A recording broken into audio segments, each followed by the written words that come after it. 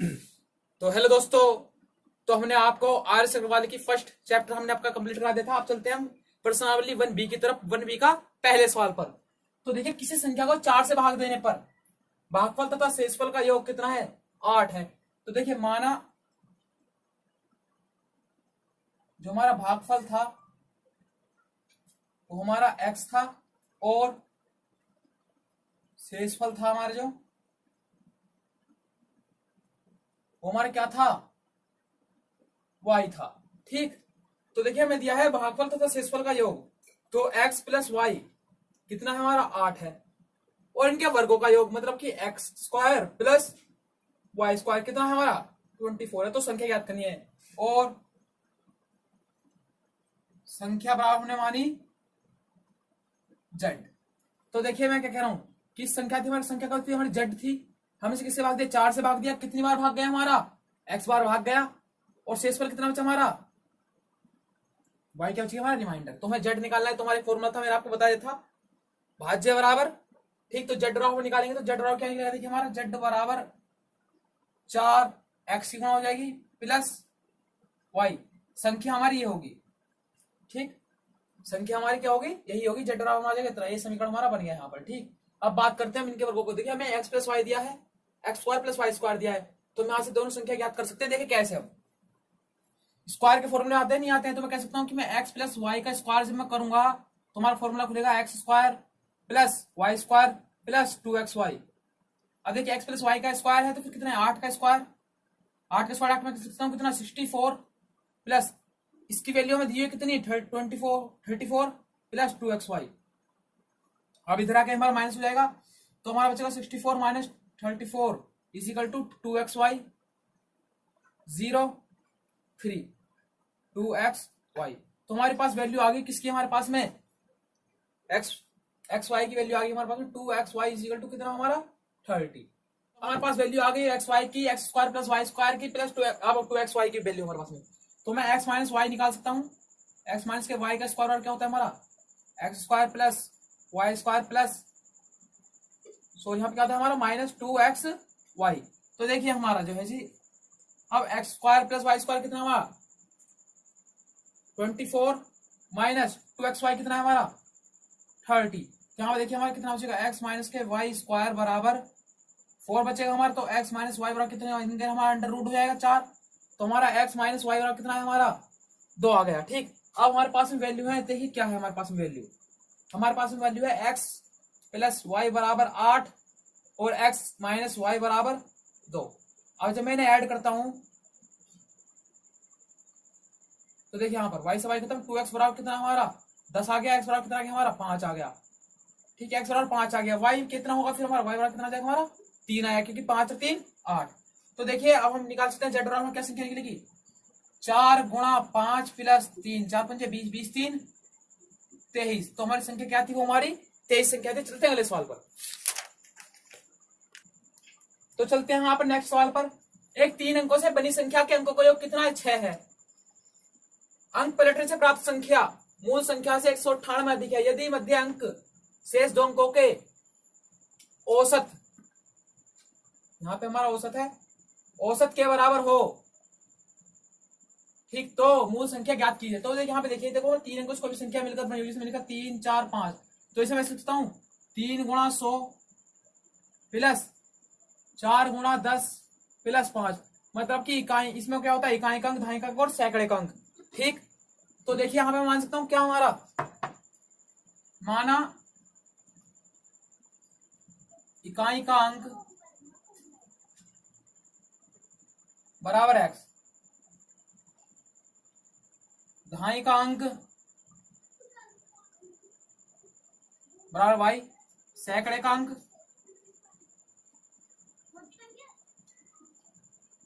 Z. संख्या क्या बनेगी हमारी? हमारी संख्या बनेगी, सैकड़े का अंक हमारे है तो 100 z plus 10 y plus x. ये हमारी बनेगी संख्या। ठीक। अब कह रहा है अंक पलटने से नई संख्या बनी। अंक पलटने पर बनी संख्या तो देखिए अंक हम पलट देंगे तो कितना होगा हमारा 100x plus 10y plus Z. ये हमारे हमने चीज लिख ली, हमने कुछ चीजें, ठीक। आप देखते हैं इनके सभी अंकों का योग कितना है हमारा, x plus y plus z. इकाई के, दहाई के, सैकड़े का, तीनों अंकों का योग कितना है हमारा 6 है। ये देखा अंकों का योग हमारा 6, ये भी चीज दी हुई है हमें। और क्या दिया है हमें, पलटने से बनी नई संख्या, ये नई संख्या हमारी ये है,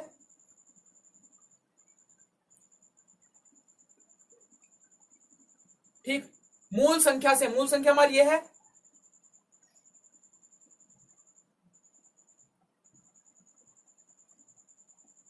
एक सौ 98 अधिक है, मतलब कि इसमें से मैं माइनस कर दूंगा तो इनका अंतर कितना होगा, 198 होगा, 198 होगा। अब चलते हैं इस सवाल पर, हम सोल्व कर लेते हैं। देखिए इसे तो जब इसे सोल्व करेंगे तो यहाँ पर 100x plus 10y plus Z minus के 100z माइनस के 10y और माइनस के x बराबर 198। अब यहाँ पे देख लीजिए आप, 100x में से एक x गया, कितने हमारे 99x, ठीक। और 10y में से देखिए हमारे 10y खत्म पूरे के पूरे, और जेड में सुमार 100 माइनस के 99 जेड बराबर 198। 99 में कॉमन ले सकता हूँ उसके अंदर से, x माइनस के जेड बराबर 198। तो यहाँ पे देखिए हमारा जो आएगा x माइनस के जेड जो आएगा, हमारी वैल्यू जो आएगी वो आ जाएगी 198 अपॉन 99, कितनी आएगी हमारे 2। तो हमें वैल्यू मिलेगी किसकी, x माइनस के y, x माइनस के जेड की वैल्यू मिलेगी हमें कितनी, 2।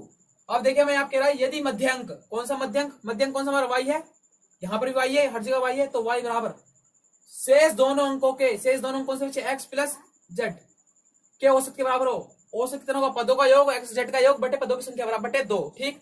तो देखिए हम कर लेते हैं संख्या को ज्ञात हम, तो कुछ आप नोट कर लीजिए, सवाल स्क्रीनशॉट ले लीजिए, ठीक।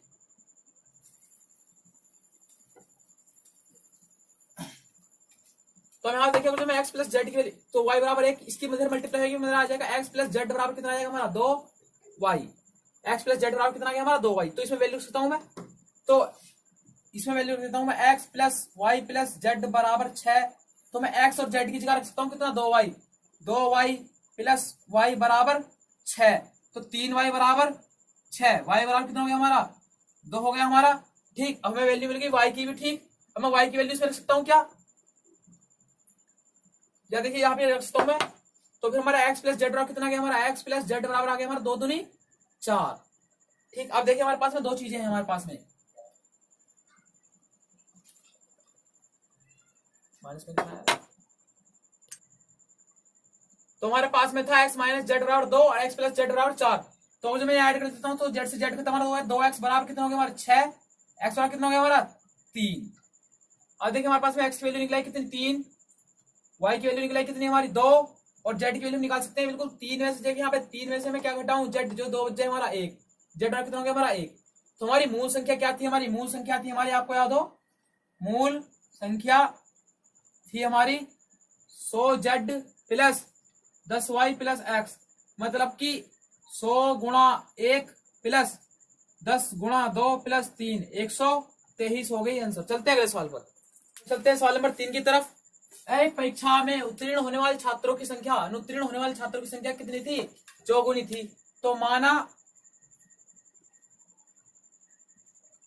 अनुत्तीर्ण विद्यार्थी जो थे हमारे,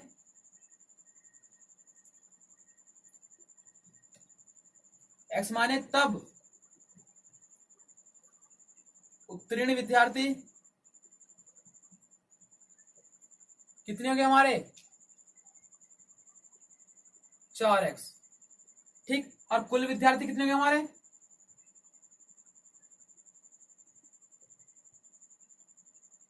5x।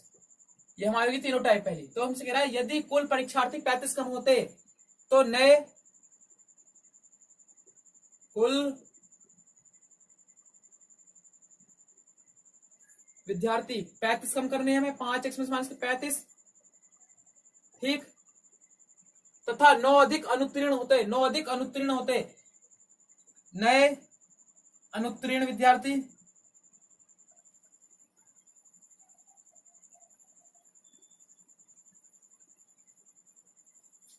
ठीक 9 हो गए। तो हम पास निकाल सकते हैं, उत्तीर्ण वाले निकाल सकते हैं, अनुत्तीर्ण का मतलब होता है फेल, तो हम पास वाले निकाल सकते हैं। तो नए उत्तीर्ण विद्यार्थी कैसे निकलेंगे हमारे? यदि मैं 5x में कुल स्टूडेंट में से मैं माइनस कर देता हूं इन्हें, तो देखिए यहाँ पर हमारी क्या वैल्यू बनेगी हमारी? 5x माइनस के 35 माइनस के x माइनस के 9, तो यहाँ बचे हमारे 4x माइनस के 44। ये हमारे क्या है? उत्तीर्ण स्टूडेंट। तब देखिए उत्तीर्ण, उत्तीर्ण मतलब कि 4x माइनस के 44 तथा अनुत्तीर्ण, अनुत्तीर्ण छात्र कितने हमारे? x प्लस के 9 का अनुपात कितना होता है हमारा?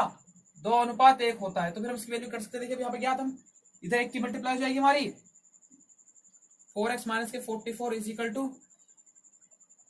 2x plus 2×18। ठीक, अब बात करते हैं आगे हम।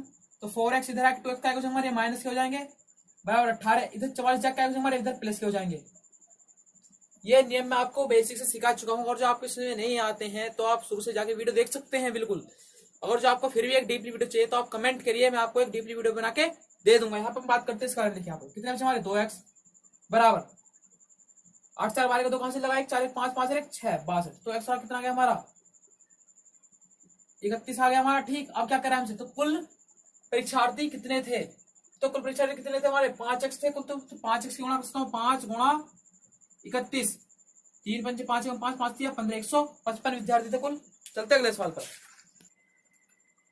तो जैसा कि आप लोग अपनी स्क्रीन पर सवाल को पढ़ पा रहे होंगे, ठीक, कुछ लड़कों की कतार में, कुछ लड़कों को कतारों में इस प्रकार बैठाया गया कि प्रत्येक कतार में 8 लड़के हो तो 6 लड़के शेष बचते हैं।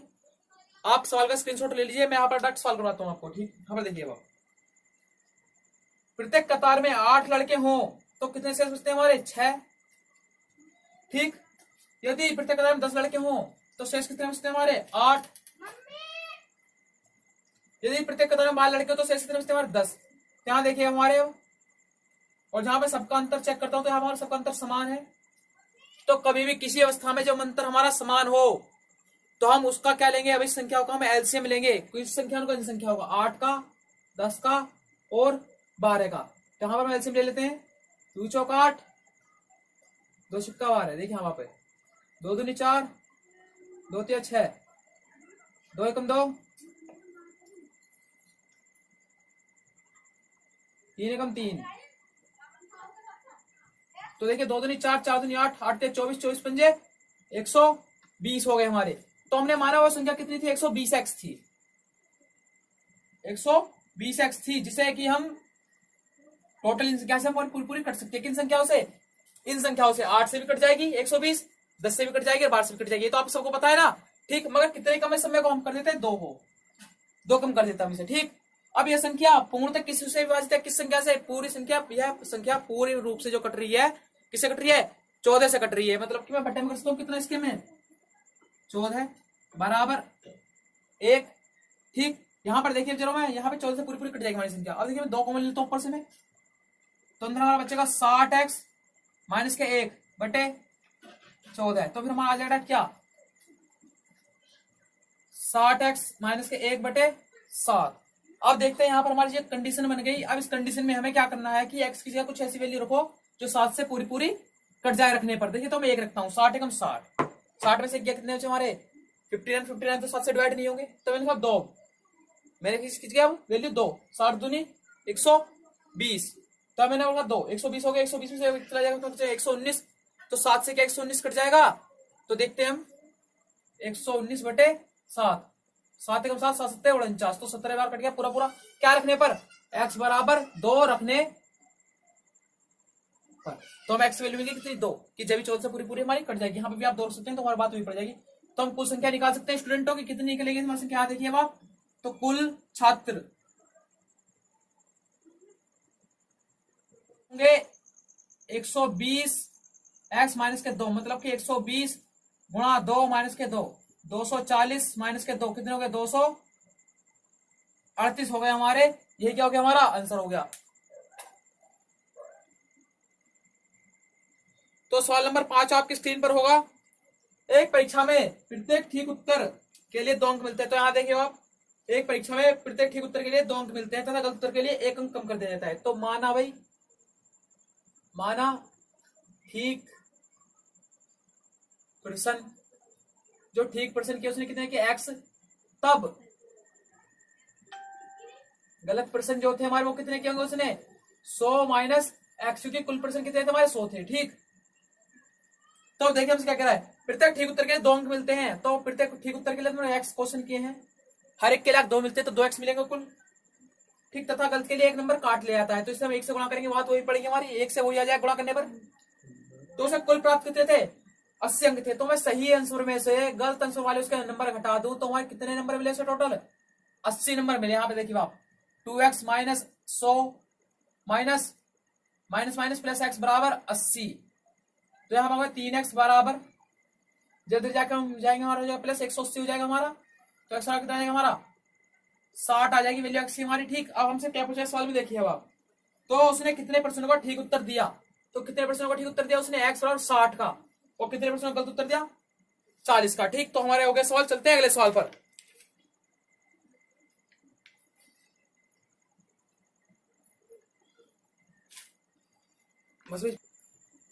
तो आप पढ़ पा रहे होंगे सवाल नंबर 6, किसी संख्या को 713 से भाग देने पर शेषफल 115 प्राप्त होता है, तो इस संख्या को 31 से भाग देने पर शेषफल कितना होगा। तो पहले हम देख लेते हैं 31 से भाग दिया किसे 713 को, किसका गुणनखंड है नहीं है, देखिए 31 दूनी 62, 93 हमारे। ठीक, जहां पे हमारे 31 से 93 हो गए पूरे हमारे, तो गुणनखंड है, तो हम डायरेक्ट इस संख्या से उसे भाग दे सकते हैं, किससे 115 को। देखिए यहाँ पर हमारे 3 3 3 बार गया तो 93 चला जाएगा हमारा, 5 + 3 के बाद 2, आगे कितना बचा 2, तो 22 कितना बचेगा हमारा शेषफल।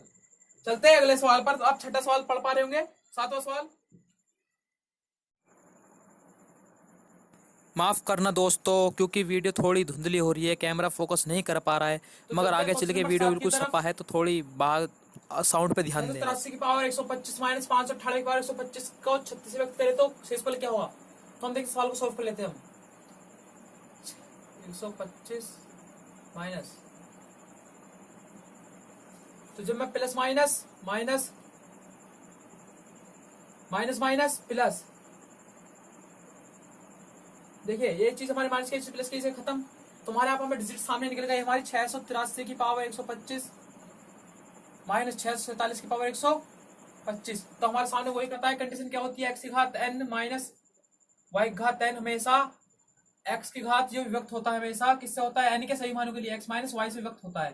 ठीक, तो मैं करके देख लेता हूँ, माइनस से 683 माइनस 600 447 647, देखिए कितना 6 बचे यहाँ पे, 7 बचा गया 3 36। अब 36 को हमें किसे व्यक्त करना है, 36 से व्यक्त करना है, तो शेषफल क्या होगा हमारा 0 होगा, 0 होगा शेषफल हमारा। ठीक, तो चलते यहाँ पे देखिए हमें दिया है 527 की घात 389 प्लस 473 की घात 389, तो यहाँ पे देखिए हमें कंडीशन बन गई कि एक्स की घात n प्लस वाई की घात n, हमेशा किससे, जब घात हमारी क्या है विषम है, जब विषम होती है तो हमेशा किससे व्यक्त होता है हमारा x प्लस वाई से ही व्यक्त होता है विषम होने पर, n बराबर विषम संख्या। ठीक, कोई भी हमारी हो, और जब सम हो हमारी, तो देखिए यहाँ पर हमारी जिसमें लिखा कोई यहाँ पर माइनस भी हमारा x square minus y square, तो इसके हमारे 2 टुकड़े कर सकता हूँ, जब मैं करूंगा फिर एक्स प्लस वाई और x माइनस वाई, तो हमारा इससे वक्त होगा ये मेरा, ये हमारा इससे वक्त होता है इससे भी। ठीक, तो हमारे दोनों में क्या कॉमन है, x प्लस वाई कॉमन है, तो दोनों में x प्लस वाई की वैल्यू निकाल लेता हूं मैं, 5 2 7 प्लस 4 7 3 0 0 1 यार, तो 1 यार क्या होगा, इसका सारा गुणनखंड होगा। चलते अगले। एक छात्र को किसी संख्या को 34 से गुणा करने के लिए कहा गया, अभी माना हमने वो संख्या थी x हमारी, ठीक 34 से गुणा करने के लिए कहा गया, उसने त्रुटिवश 3 को 8 पढ़ लिया गया, मतलब जब 3 को 8 पढ़ लिया होगा तो उसने 84 से गुणा कर दी होगी x में। ठीक, 34 से करनी थी उसे। ठीक, तथा उस संख्या को 84 से गुणा कर दिया, 3 को 8 पढ़ लिया, 84 से क्या कर दिया मैं गुणा कर दिया, इससे उसका उत्तर, ये उत्तर है हमारा प्राप्त उत्तर। ठीक उत्तर से, ठीक उत्तर क्या था हमारा 34x, कितना अधिक था 5600 अधिक था। तो देखिए हमारे कितने बचे यहाँ पर 0 50x बचे हमारे, 1 0 से 1 0 कट, x बराबर 5 एकम 5 5 एकम 5 5 दूनी 10, तो वो संख्या क्या थी 112 थी। चलते, तो चलते हैं प्रश्न नंबर 10 की तरफ। 23 की पावर 19 प्लस 19 की पावर 19 तथा 23 की पावर 23 प्लस 19 की पावर 23 का सार गुणनखंड क्या होगा। तो देखिए हम दोनों का निकाल सकते हैं हम, या फिर एक एक का करके निकाल सकते हैं, वही आंसर आएगा। यहाँ पे कहा था हमारी विषम है तो मतलब कि प्लस से डिवाइड होगी, तो फिर अभी जोड़ देंगे डायरेक्ट, कितना हो जाएगा हमारा 2 और हासिल लगा 1 और 42, तो 42 का भी गुणनखंड 42 होगा, सार गुणनखंड इसका भी क्या होगा हमारा 42 होगा। चलते हैं अगले सवाल पर, भाग के एक प्रश्न में भाजक भागफल का 10 गुना है। तो हमारा जो भाजक है वो भागफल का 10 गुना है, 10 गुना भागफल, तथा शेषफल का 5 गुना है, तथा शेषफल का 5 गुना है। कौन हमारा भाजक? ठीक, यदि शेषफल 46 हो तो शेषफल 46 है तो 5 से गुणा करते हम किसको? 46 को। 5 जंग 30 की जगह से लेकर 3, 5 चौक 20, 20 और 3 23, 240 हमारे क्या हो जाएगा? भाजक। तो भाज्य ज्ञात करना है हमें। ठीक, तो भाज्य निकलेगा हमारा, भाजक निकलेगा हमारा, भागफल निकल सकता है। कितना हो जाएगा हमारा? तो देखिए लिख लेता हूं मैं आपके लिए यहां पर। शेषफल कितना हो गया हमारा? कितना दिया शेषफल हमें? दिया 46 और हमें दिया क्या? भाजक हमारा निकल गया। कितना निकला है हमारा भाजक? 230। और देखिए भागफल निकाल लेते हैं हम। देखिए ठीक, तो भाजक की जगह में क्या रख सकता हूं यहाँ पे? 230। 230 देखिए 0 से 0 खत्म, तो भागफल कितना है हमारा? 23। तो हमारा फिर सवाल क्या होता है? भाज्य बराबर भाजक गुणा भागफल प्लस शेषफल। तो भाजक कितना है हमारा? 230 गुणा 23 प्लस 46। आप इस इक्वेशन को सॉल्व कर सकते हैं, फिर हमारा क्या जाएगा? आंसर आएगा। चलते हैं अगले सवाल पर।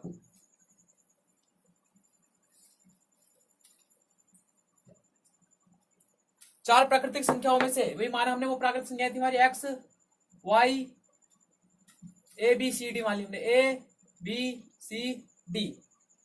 क्रमागत जोड़ने पर योगफल क्रम से कैसा था? मतलब क्रम अनुसार जोड़ने पर। तो ए प्लस बी प्लस सी, हमारा आंसर कितना था? लगातार जोड़ने पर हमारा था 180। ठीक, b plus C plus D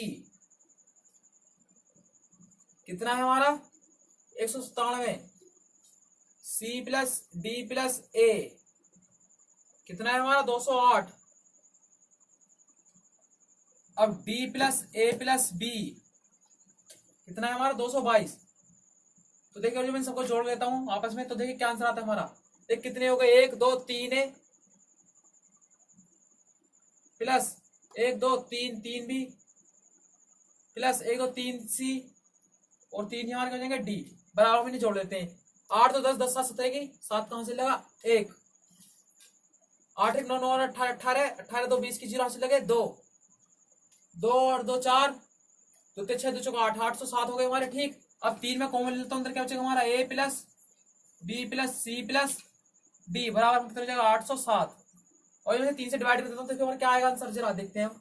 A plus B plus C plus D बराबर 3 दूनी 6, यहाँ बचे कितने हमारे? 2 बचे, 3 6 18 और 3 27। तो हमारे आ गया आंसर। ठीक, यहाँ पर इतना। अब देखते हैं हम निकालते हैं सबकी वैल्यू। देखिए एबीसी हमारे पास में है। ठीक, एबीसी की वैल्यू हमारी कितनी है? 180।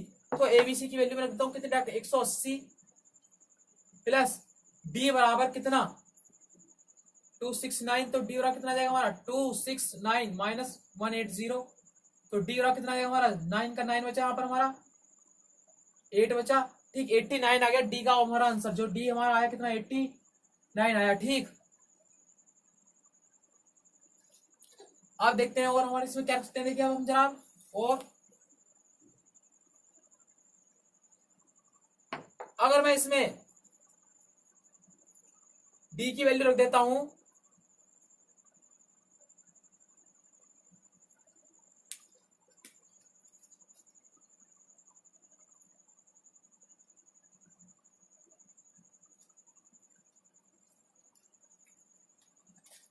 तो अगर मैं इसमें, अब मैं इसमें वैल्यू देता हूँ किसकी?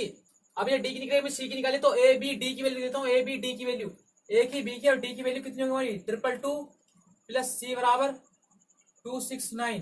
तो सी का कितना होगा? 269 माइनस 222 74। तो सी बराबर कितना है हमारा? 47। ठीक, और आगे निकाल देते हैं। सी की निकल बी की निकाल लेते हैं। तो फिर हम, तो बी की निकालने के लिए हम क्या करेंगे?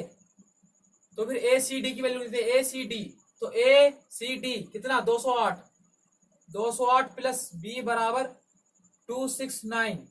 तो बी बराबर 269 माइनस 208। यह कितना निकलेगा हमारा? 1 6। बी बराबर कितना निकला हमारा 61। तो अब बात करते हैं आगे की ए की वैल्यू निकालनी है हमें। देखिए तो देखिए अब ए की वैल्यू निकालनी है तो फिर हम बी सी डी की वैल्यू देते हैं कितनी 197। तो ए प्लस के 197 269 ए बराबर कितना हो जाएगा 269 माइनस के 197। तो देखिए 9 में 7 के कितने बचे हमारे 2, 16 में से 9 के कितने बचे हमारे 7, सो 72।